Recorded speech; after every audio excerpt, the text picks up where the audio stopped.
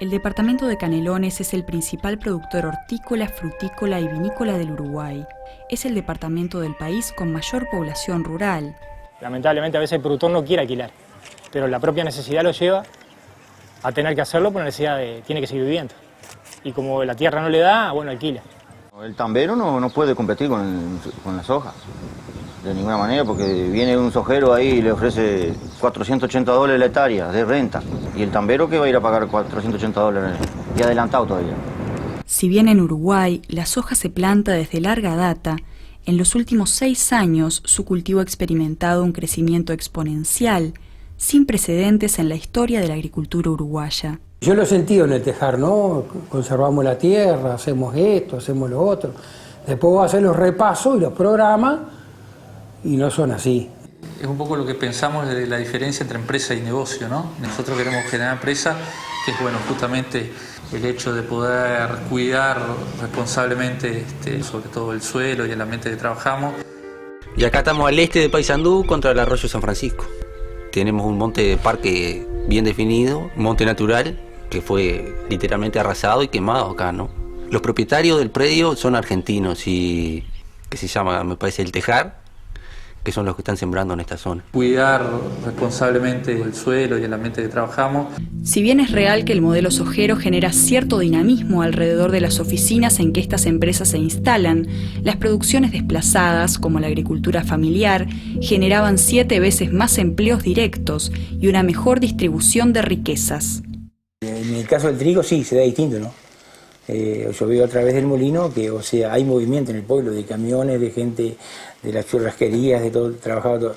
En la soja no, si la soja la cosechan y desaparece enseguida de acá. Y mi nieto andaba variando un caballo y que dice que él sentía también el ardor en los ojos y tenía colmena, que yo fui enseguida y la llevé para allá. Todo el mundo se preocupó, además fumigaron, hay una escuela, yo qué sé, brindando ahí con este campo, hay una escuela del otro lado de la ruta.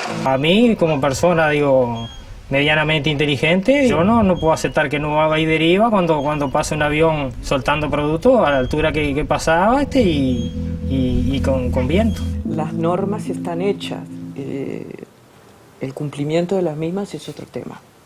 Y después el control de que se cumpla es otro tema también. No importa mucho que a mí me dolieran las narices, ni que se me muriera la perra, ni que es lo mínimo que te puedo decir lo que me pasó. Es mínimo con otras cosas que han pasado horribles. ¿Quién está atrás de esto? ¿Quién está atrás de todo esto en el Uruguay? ¿Quién está detrás de todo esto en el resto de América del Sur?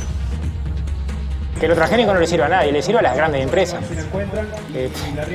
Sin querer imponer nada, digo lo que pienso. En 10 años no queda nadie. Los jóvenes se van del campo, ¿no? Los productores chicos no queda ninguno. Acá faltan 40 familias. A través de la soja y, o sea, no hay otra industria que se haya removido, para nada. Porque el productor que la tiene en el campo le sirve, ya te digo, a corto plazo. Pero después de 3 años, ¿cómo le queda ese campo? Cada cosa que va a hacer en ese campo le va a tener que invertir 3 veces más para recuperar. Yo creo que hoy tenemos sobre la espalda la responsabilidad de poder generar alimentos para el mundo. Pero el hambre sigue existiendo en el mundo y cada vez más. O sea que ese mensaje de que el plaguicida nos permite producir más alimentos para consumo de todo el mundo no es verdad.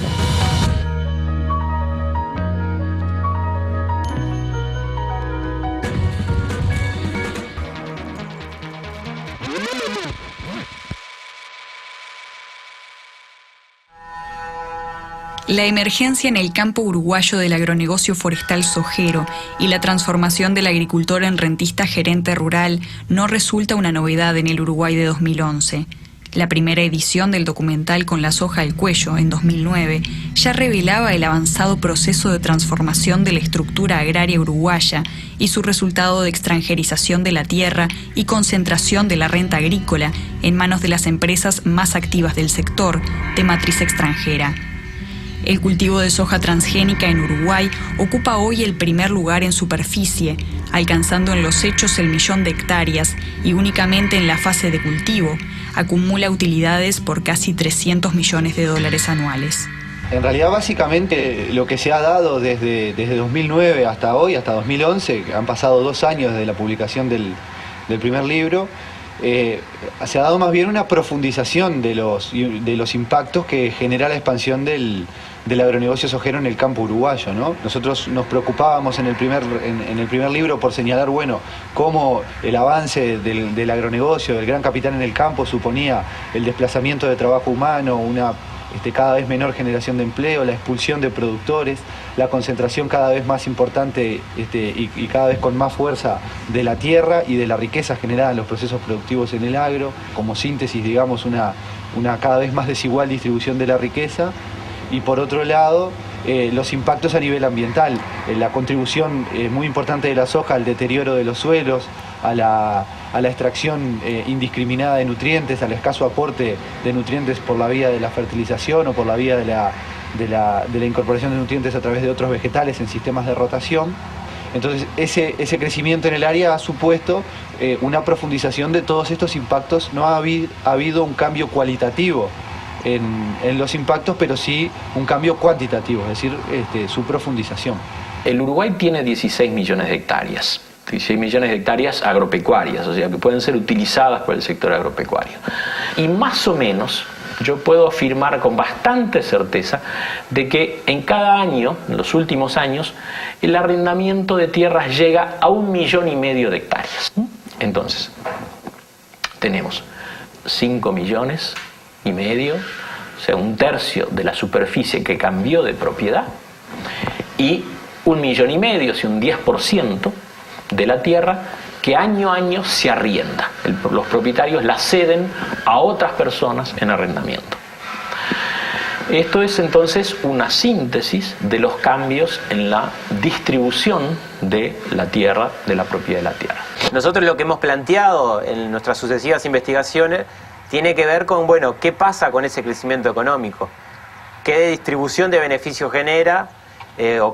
O no genera, y qué otros impactos económicos negativos, lo que en la economía se llama las externalidades económicas negativas, está generando. Impactos que tienen que ver con el desplazamiento de unidades de producción más pequeñas, que es un impacto económico pero también social.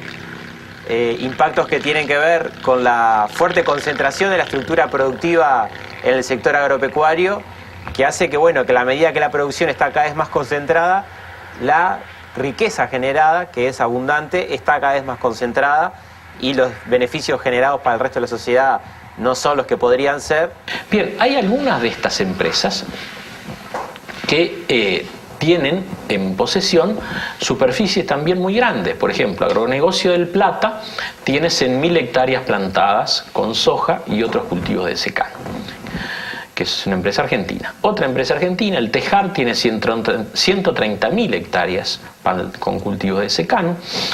MSU tiene 16.000 hectáreas, etc. Hay otras empresas también que tienen 5, 10, 15.000 hectáreas plantadas, algunas en propiedad, otras en arrendamiento.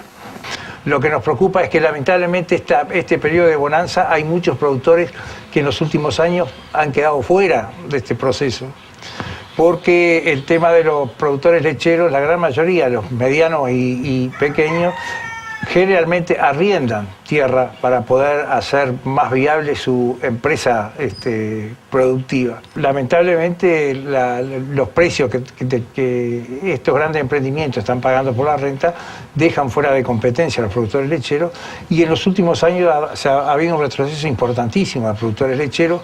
Nosotros creemos que eso es muy grave. Hay trabajos que señalan que la lechería en estos últimos años ha perdido 180.000 hectáreas a manos de la agricultura.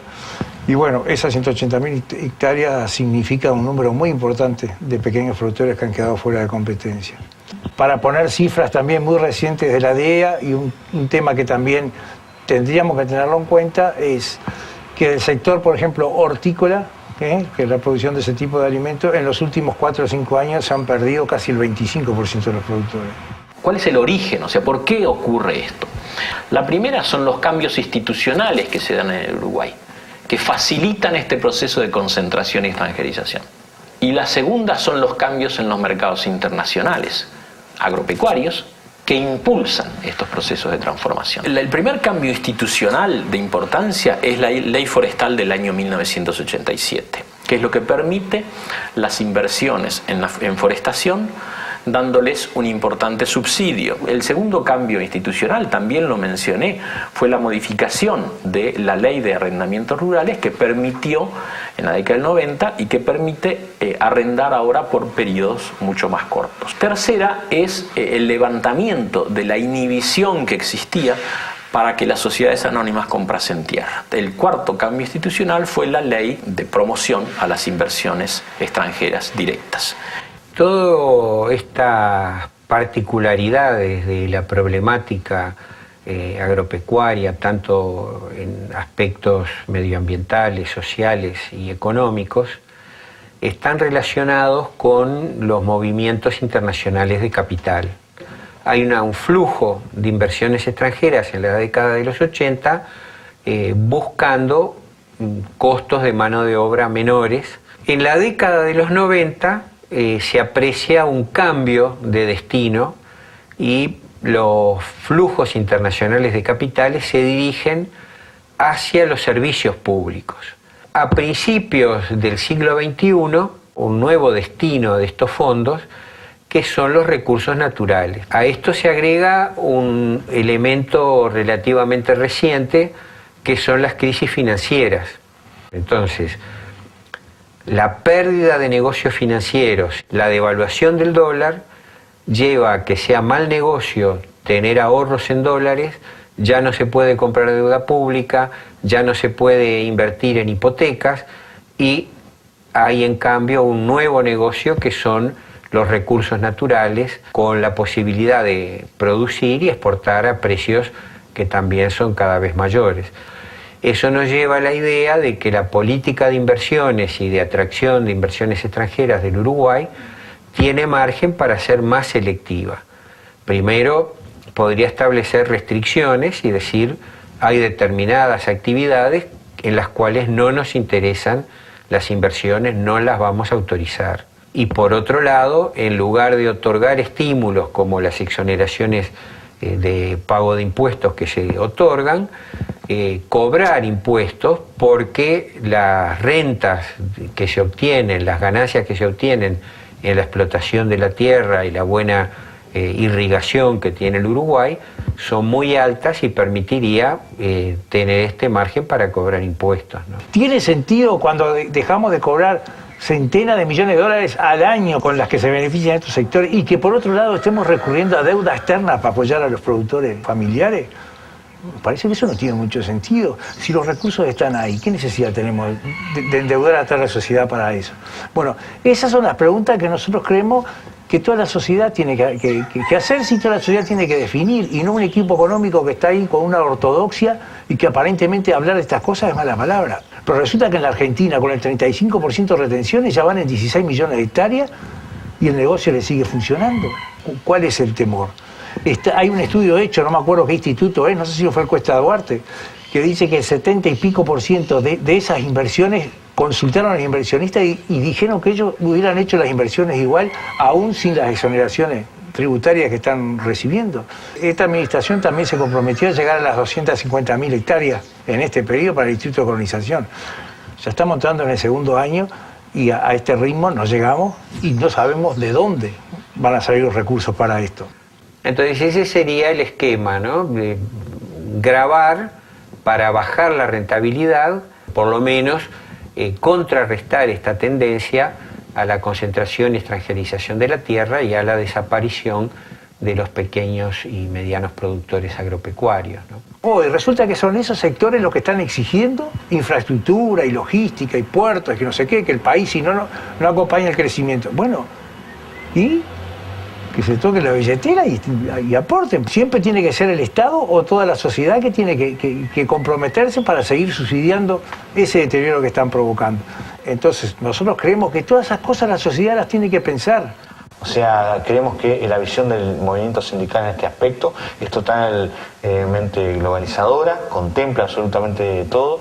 Creemos que es necesario democratizar la toma de decisiones y que no se definan políticas hacia el sector en una oficina de la calle Constituyente o de planeamiento y presupuesto. Las cosas que se están haciendo precisamente tienen serias consecuencias, es más, serias consecuencias en corto plazo. Estamos hablando que en pocos años vamos a estar sufriendo lo que es la degradación de nuestro suelo. Por eso mismo es que es necesario que nosotros tomemos cartas en el asunto, logremos sensibilizar a las administraciones de turno y, en definitiva, cuando confeccionemos en conjunto, reitero, el Plan Agrario Nacional, uno de los ejes fundamentales está la sustentabilidad del modelo aplicado. Nosotros, nuestra opinión como movimiento sindical es que el modelo aplicado sobre el agro nacional no es sustentable en el tiempo.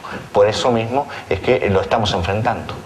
Ahora, me parece que pensar estos modelos de intensivos en capital, intensivos en insumos, intensivos en productividad, sin pensar los efectos que provocan en los recursos humanos involucrados, es un problema. A estos modelos hay que ponerlos bajo la mira de estas tres dimensiones, de la distribución de la riqueza, de la calidad de vida de la gente que trabaja en esos modelos y de la calidad ambiental, de la posibilidad de no poluir y no erosionar y no degradar, de por qué una inversión que de repente pueda producir con rendimientos productivos decrecientes pueda al mismo tiempo tener rendimientos económicos crecientes. Eso sin duda impacta los recursos naturales. Eso es lo que puede pasar con los pools de siembra, si no tenemos un control muy efectivo sobre qué hacen esos pools de siembra sobre un suelo que van a usar y después van a dejar de usar. Ahora, ese crecimiento económico debería ir acompañado por una mejor redistribución de las ganancias, que eso es lo que no está ocurriendo. En el campo tenemos dos estudios sobre pobreza en el medio rural. Un estudio dice que la pobreza rural entre el 2000 y el 2007 aumentó, y otro estudio dice que la pobreza se mantuvo igual. Ninguno de los dos estudios dice que la pobreza haya disminuido. Entonces, creo que tenemos en el campo un problema serio de redistribución de los ingresos. Entonces, este crecimiento de la actividad económica, medido por el Producto Bruto Interno, es una condición necesaria, pero yo diría no suficiente para mejorar las condiciones de vida y de trabajo en el país.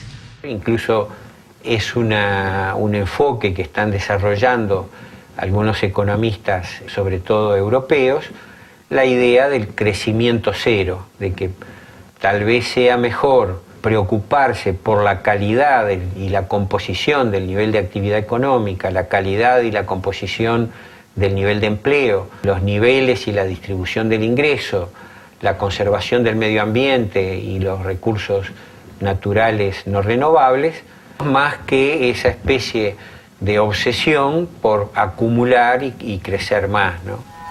Distribución de la riqueza, manejo soberano de los bienes naturales, límites a la concentración y extranjerización de la tierra, protección de la biodiversidad y las comunidades rurales, son los temas que deberían ser tratados por los tomadores de decisión en el Uruguay de hoy. La emergencia y preocupación de un número cada vez mayor de instituciones y actores sociales que se expresan sobre el tema refuerza el reclamo de promover un modelo sustentable y socialmente justo. Los nuevos datos que se recogen en la reedición de la radiografía del agronegocio sojero demuestran que se ha agudizado el proceso de desaparición de productores familiares y, en síntesis, de enajenación de los bienes naturales, en especial la tierra cultivable y el agua. Si la pobreza en el campo no disminuye, y en algunos casos sin duda que aumenta, ¿no cabe preguntarse una vez más quién se lleva las ganancias del tan promocionado crecimiento económico en el campo? ¿Tendremos que esperar a que se agudicen las consecuencias irreversibles de este modelo para obtener alguna respuesta del equipo de gobierno? Una disyuntiva de ser resuelta en clave de futuro.